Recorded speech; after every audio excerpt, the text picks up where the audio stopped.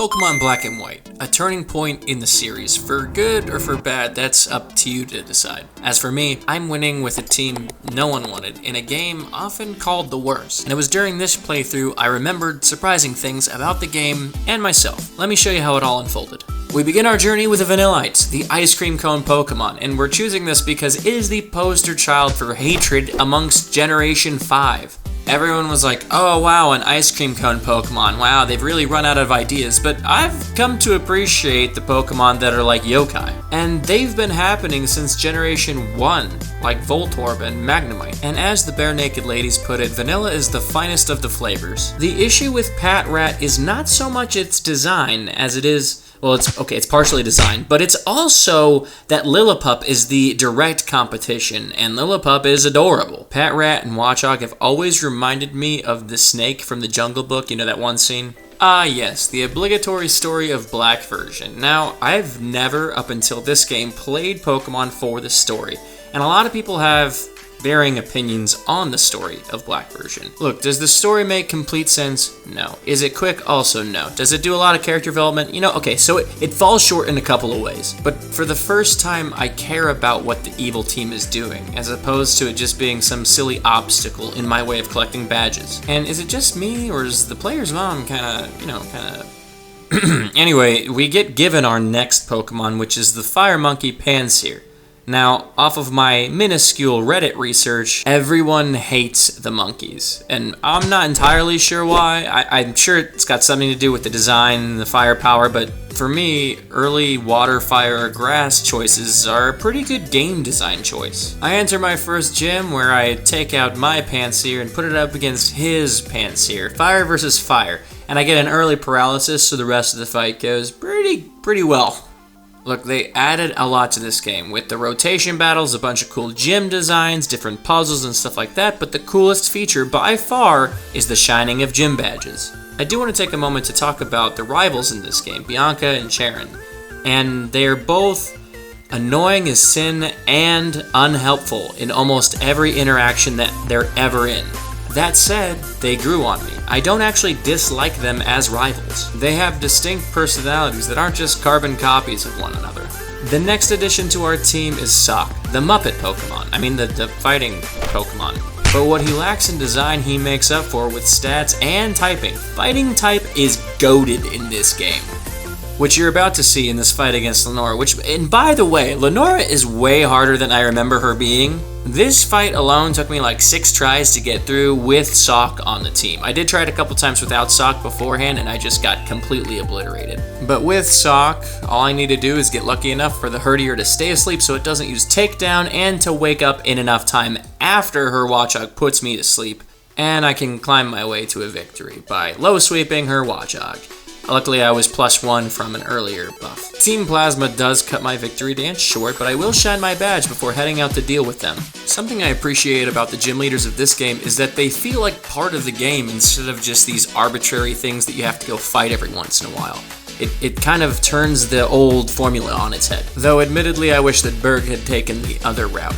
Graphically, the game isn't a masterpiece, but the different camera angles and movements show what's possible with a little bit of creativity. I think the Dragon Quest series is a great model to show how a game can progress with mechanics, but still keep true to its core while progressing graphically. And while I find the Team Plasma interruptions kind of annoying, they feel like more a part of the story and something that adds to it rather than is a roadblock. I'm always a little bit shocked at how deep the story actually goes for a kid's game.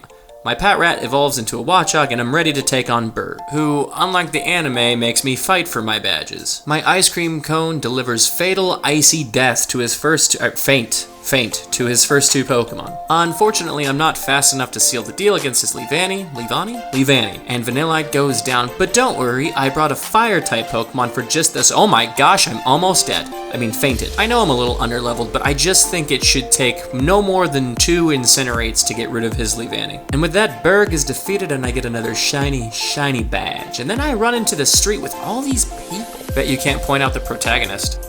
Another thing that goes just way too hard in this game, no, not that, is the soundtrack. Just listen.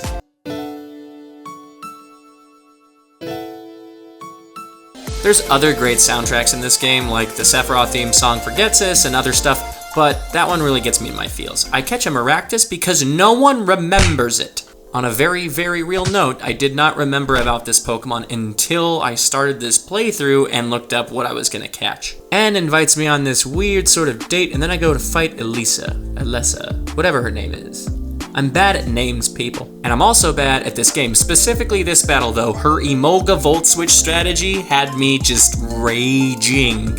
In this battle, more specifically than any other battle, I have to rely a lot on luck. I mean, Pokemon is always a bit RNG, but this battle just, ugh. My plan was simple. I needed a Super Fang first Pokemon as Emolga, and then get paralyzed because it's got static, so of course. I just need to fight through one paralysis though in order to get a Super Fang off on her other Emolga. Then it'll use Volt Switch because of course, and it'll go out into another Emolga, but that's fine because my plan is to bring out Sock. In previous battles, I would pull Sock out against Zebstrika, but I realized that I have the move Retaliate. So after Watchog goes down, my Retaliate is going to do quite a bit of damage. Ultimately, whether or not the Aerial Ace was a crit doesn't really matter because I have Sturdy. The Aerial Ace normally would have done enough that 2 hits would have knocked me out regardless. But now one of her Emolgas is down, so she can't just spam Volt Switch over and over again. She does pull out her other Emolga, and I switch. I have a feeling that she's going to just go ahead and do Volt Switch anyway out into Zebstrika, so I prep a Yawn.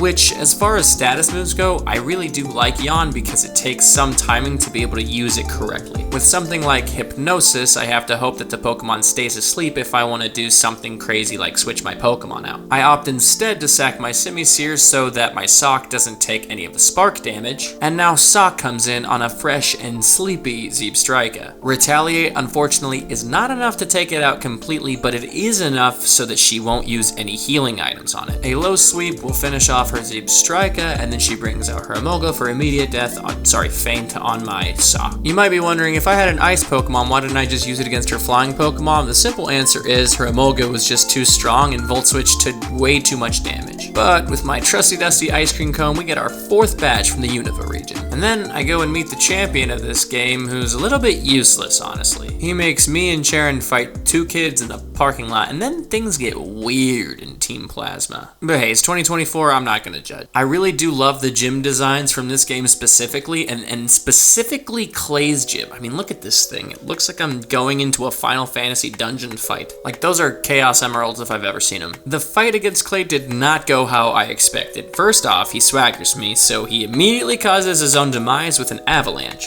But Clay knows a thing or two about falling debris, and he rock slides my Vanillite into oblivion. But it's okay, because I got a Fire-type Pokemon for a Steel-type, right? It's okay because I brought a Fire-type.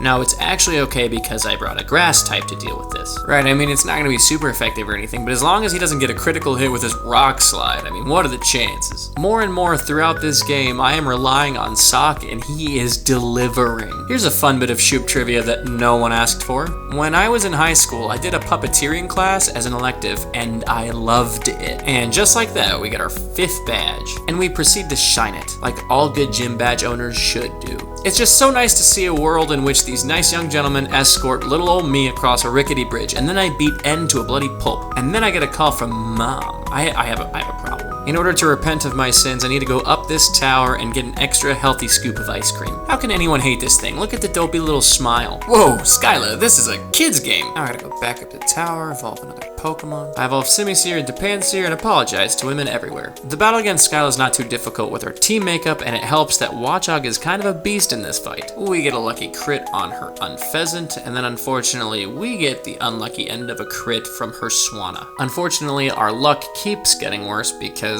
our Maractus gets a nasty flinch right here. But what did I expect by bringing a grass type into a flying battle? So that one's on me. But thankfully, I evolved my Pokemon, so I got an extra big scoop of Ice Beam coming right at Swanna. Get it? Ice Beam, Ice Cream, you scream, something? I'm sorry, I apologize. Even N is disappointed in my puns. Speaking of ice, Bryson is actually one of my favorite gym leaders, so it's a shame that I had to beat him so handily. Do you remember how I said I was going to rely more and more on Sock? Yeah, well, I meant it. He pretty much takes down Bryson in 1 or 2 hits per Pokemon. And I'd feel worse about it if I didn't have to go through that stupidly long tunnel system to get to his gym. I get my 7th and honestly my favorite looking badge from the collection and add it to my other shinies. And though I didn't lose to Bryson, I did lose valuable footage of me catching my 6th and final Pokemon, Stunfisk. Now, Stunfisk doesn't have a problem in stats or in typing. It's the poor little fella's design. He looks kinda dopey, but I like him. You know, this is the part of the game where they have you travel around a bunch, which normally is fine, except for, I don't know if you noticed the team layout, but I don't have a flying Pokemon. So sit back and relax as I tell you about the honorable mentions, because there are a lot of them. The other 2 monkeys in the trio, Pansage and Panpour, for the same reasons that Pansear's not liked. The other half of the Muppet duo, Throw. The bird fossil Archeops, mostly because of its ability. The Garbodor line, and this was actually a hard toss-up between it and Vanillite, but I chose Vanillite because it seemed like more of the poster child of hatred. Alola because it's like Love Disc 2.0, except for it's not the evolution. Algium and Beam, who are arguably just as forgettable as Maractus. Druddigon, who I get is the dragon of this generation, but kinda looks silly. I know he's a gargoyle, but still. Buffalant, who's somehow not an evolution of Tauros, and you get him really late. Heatmore, who's a paired with an ant, even though he's an anteater, he's somehow still the worst out of the 2. Honestly, all of the weather gods. I mean, alright, don't add me. And Chaldea, who I forgot about until just now and is also only accessible with mystery gift events. Look at Drayden's facial hair. It is immaculate, and the only reason that I'm focusing on his facial hair is because the battle is I've got a really strong ice type and he has dragons. It goes about how you'd expect. One thing I will note about this game that I really did enjoy was the level progression. I never really had to grind to get my Pokemon to be competitive, and at long last I got my 8th and final shiny badge, and then Professor Juniper gives me the power to catch God. I do a little bit of training and then get myself a Vanillix and then head into the Elite Four. I didn't do any Eevee training, so looking back it looks like I probably could have gone with a lower level cap for the Elite Four because I got through all of the battles on my first try. Personally, I'm just glad that Elisa isn't a part of the Elite Four. Earlier in the video, I talked about something that I realized while playing through this game. This game came out in September of 2010, which means that I was a senior in high school. It's not like I didn't play Pokemon, I still did, it's just that my friends had grown out of it. I didn't realize it, but I had really always played Pokemon with and around other people. And though from a technical standpoint, I think the game progressed a lot, it was worse for me because of it. But it's not all sad. Some of the beauty of a video game, and I don't know if you're like me in this, not only do I get the nostalgia of playing the game itself, but I'm reminded of the times that I had around the game. Like, maybe it's because of Pokemon that I remember some of the bus rides I went on. Maybe it's because the day that I first beat the Elite Four, I also scored the most amount of points in a basketball game that I ever had. There's other games for sure that spark a sense of nostalgia deep within me, like Maple Story and Dark Cloud 2, but Pokemon's the one that's still going. But now, as an adult, I get to enjoy these games again. And this time, I'm not really playing alone. I mean, I am in the sense that I sit alone in my room and play on an emulator, but I'm not in the sense that I share it with you guys. It's kind of been awesome seeing the team builds that you guys played through when you first played through the game, so please, let's continue that tradition. And while we're at it, I thought of another new tradition we could start. It's the one where you subscribe to the channel because I'm poor. Now, where were we? Ah, yes, the Elite Four. Caitlin is actually the hardest challenge in my Elite Four playthrough, both now and in the past. Her Pokemon are just so bulky, and it really doesn't help that she landed an unfortunate critical hit against our Vanillix. And if we remember that my ace Pokemon happens to be Sock, who is a fighting type Pokemon, then we really start to see the issue here. Throw in the fact that I keep on landing her Pokemon in the danger zone, which allows her to use full restores, and it just becomes a very annoying battle. Down to the wire, and I land a crit, which puts her Pokemon at exactly 1 HP, and then finally the feint. Marshall, on the other hand, is one of the easiest Elite Four members that I've ever had the pleasure of facing. And the reason is simple.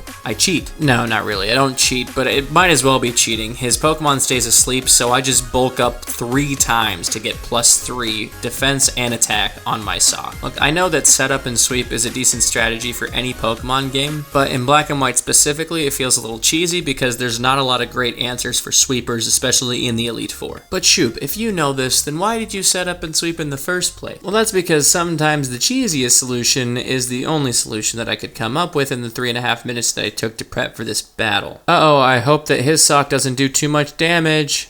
Ah, look at that. Pathetic. Marshall uses a full restore here, but it just doesn't matter. I mean, come on. The champion proves once and for all that he's useless at stopping these stairs from bursting into the building. As far as evil bases go, N's room is a little bit weird, but their interior decorating otherwise is on point. I know that Professor Juniper went through all the trouble of giving us the Master Ball that can capture God, but why would I use that when I've got a Quick Ball? Look, I'll use rare candies to level up sometimes, but this is not that. This is real. This is content right here. Now, a normal player might see that they have just captured the White Dragon and add it to their team, but this is not a playthrough of the most popular. No. This is a team of misfits. And so I begin my fight against the final boss of this game, right? It's definitely the last one. You wouldn't just put me through an entire Elite Four and then the champion and then have me fight someone else, right? It reminds me of the first time I played Kingdom Hearts. I was like, yeah, this is the last boss for sure. Okay, he's got like one more form. All right, he's got a couple more forms. Okay, last form, definitely. He turned into a ship. Shoot, why is the video 20 minutes long instead of the normal 15? It's because there's a lot of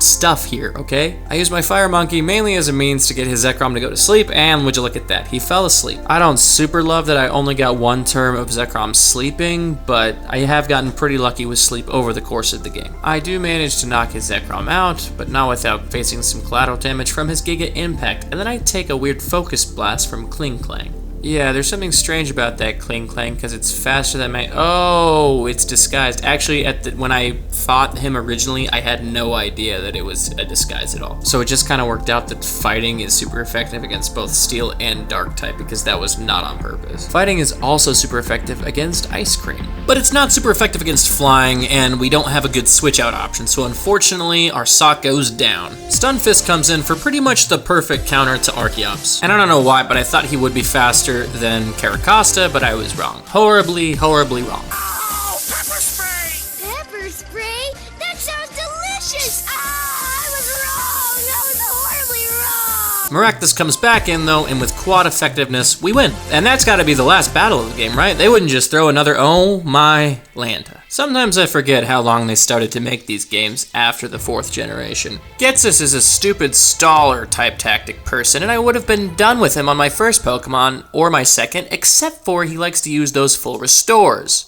He's already burned through 2 of my Pokemon, literally, so I bring out my Ice Cream, forgetting completely that he both knows Focus Blast and Fire Blast. You see, I suffer from a condition called Dumb Idiot Brain, where I see Dragon and I go, ooh, throw Ice Cream. In this specific instance, though, it works, and I don't know if I would have needed the critical hit, but I got one. Unfortunately, I don't have a safe switch in, so I let my Ice Cream melt here to a Night Slash. But Bisharp wasn't ready for these hands, specifically the one hand that makes a downward slashing motion. And for that matter, neither was Buffalo, both of them going down to exactly 1 strike of my Sock's Karate Chop. Well, his Brick Break. It's the same motion. You get it. Electros comes out, and I didn't expect him to know Acrobatics, but he does, and he hits me pretty hard, leaving me with only 30 HP. But Reversal takes him the rest of the way out. Seismitoad is his last Pokemon out, and I was very silly and thought that a single Reversal would do the trick. But I have the perfect Pokemon to wrap things up, or at least I think I do. Did you know that Seismitoad learned Sludge Wave? Because I sure didn't, but that Sludge Wave did an awful lot of damage. But it's okay, because there's a nice refreshing Seismitoad to recoup on. And with that disgusting imagery, I mean Ghetsis, by the way, we beat the game.